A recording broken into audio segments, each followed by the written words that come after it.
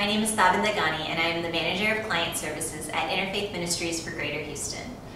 I work in the Meals on Wheels program, where we provide hot, fresh meals to seniors that are homebound and over the age of 60 within the Harris County area. We currently serve 4,100 seniors. Awesome. Do you plan to reach out to more? We absolutely plan to reach out to more. Awesome. So if I'm an average citizen of Houston, what can I do to help you guys? If you are a citizen of Houston, or whether you are or whether you aren't, we encourage you to come out, see our program, come take a tour of our facility, volunteer, donate, and really engage with our seniors. Awesome. We talked a little bit about someone you met when you started on the job and that inspired you and trained you to continue on the efforts that you guys are doing. Could you share a little bit about it? Absolutely. When I first started here, we went out to see one of our clients. Well, not a client at that time, it was a potential client. So what we do is when we get referrals from our client intake hotline, we make 2 phone calls to the seniors and hope that they pick up. If they don't pick up, we take the next step where we actually show up to their homes, knock on their door, and hope to catch them. Right. We really want to get the people that need our services on our services.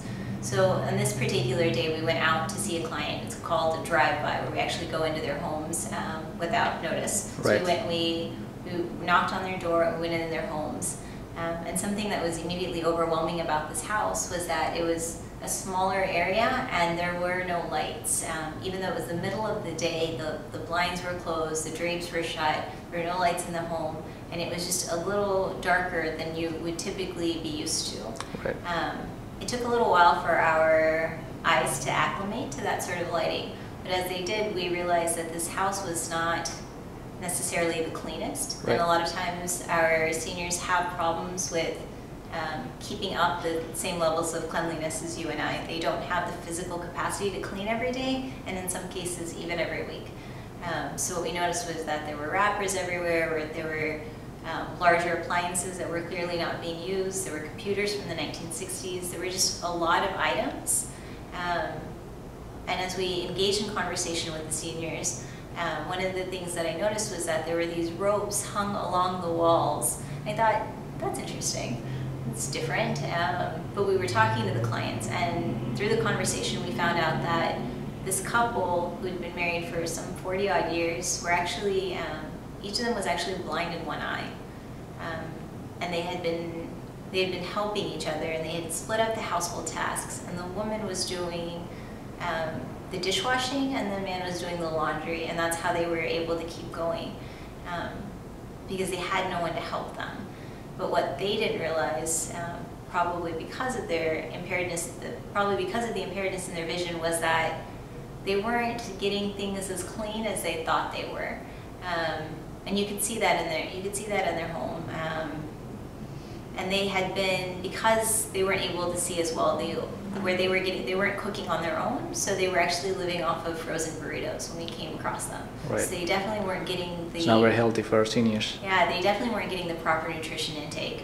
So as we were talking to them and seeing, how else we could help them, we really started to realize how isolated this couple was. Right. Because every 3 days a week, every week, they actually went for dialysis.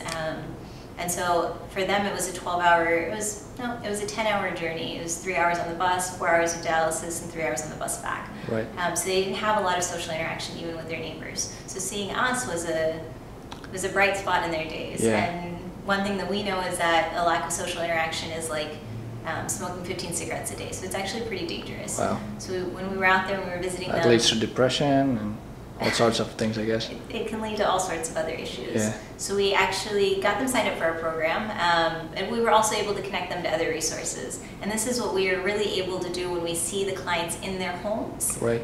We were able to get someone to go out there and clean their home for them, which made a huge impact in their lives. Awesome. Cool. And I'm really inspired by the work that you guys do, and I hope you guys continue and expand, and I hope a lot more people help you guys. So wish you luck. Thank you. All right, thanks.